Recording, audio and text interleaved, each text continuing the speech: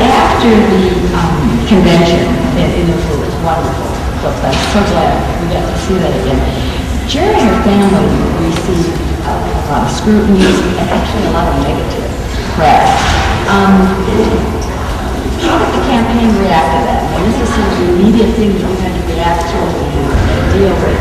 I'm sure like to focus on other issues. Well, that had to be tough. It surprised all of us because, remember, these questions were not about Jerry. No. And she was the candidate.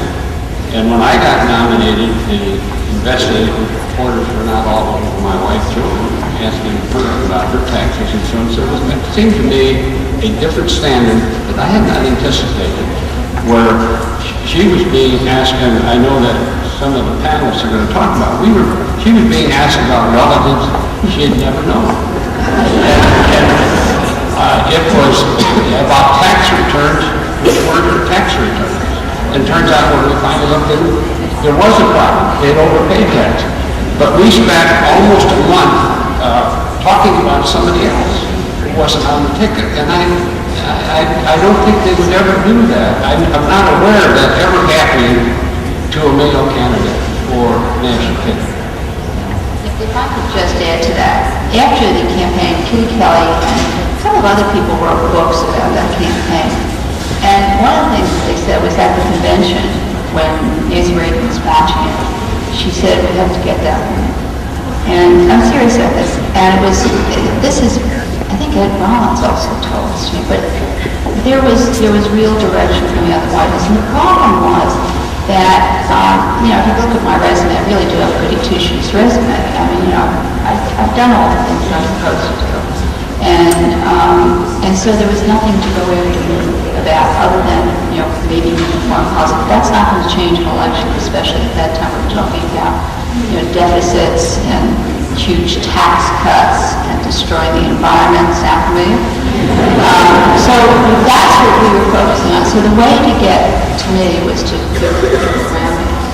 And I think it became easier because I'm Italian American. I really think people tend to forget that I'm the first Italian American on the ticket too. Peter Odino had been talked about at the same time that you were being considered for vice president. Peter Odino told me that at that time, all these rumors started going around about him too, and organized crime and stuff like that. I mean, the man was the head of the Judiciary Committee. He was the person who was up front on the impeachment hearings of Richard Nixon. I mean, if you take a look at his background, how do you even think of something like that? So I think that was part of it as well.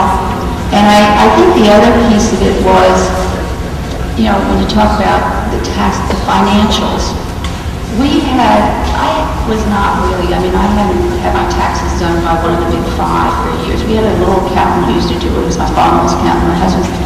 And when it came time for me to release the papers that everybody wanted tax returns, all my financials, we had to take all of our tax returns going back, I think, to 78. And we gave them to the accountants who were now on the campaign to deal with this. And they said, wait, we've got to figure out where all this stuff is coming from and has to be done. And they wanted proof of every single background piece of paper, which in the real estate business is not too easy to get to. And my husband's a saver who saves everything.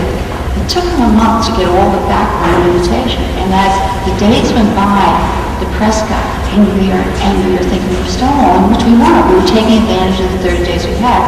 And at the end of that 30 days, we did that very long press conference, giving the tax returns, doing everything. And the New York Times at that press conference immediately read the returns. There were 3 attorneys, tax attorneys, went back, sat back, and it was always nothing.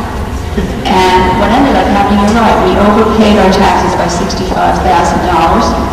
And in addition to that, which we did not get back because the statute of limitations passed, but in addition to that, my husband's in the real estate business in New York, and he became laughing stock in the real estate industry because they said, oh my God, they didn't use any tax shelters. And so it was really an amazing place to be, but it was in part, some of the negative was because of my ethnicity as well as the fact that and one of the things, we came out of the convention with a lot of momentum.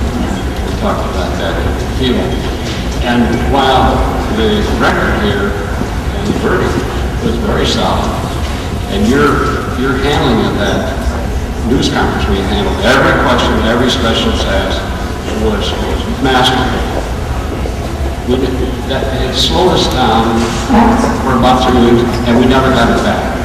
So we won the issue, but it helped us lose our momentum. That's right. We would hope that the next one will not be treated in that same manner, but I'm not.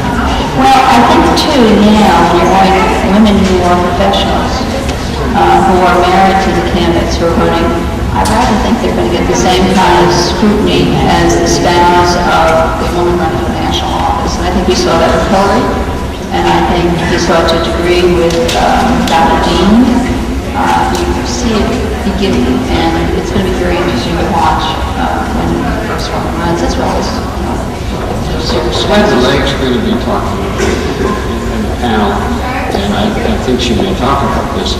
But another thing that I discovered, and I know that Ray got this too, was that there's a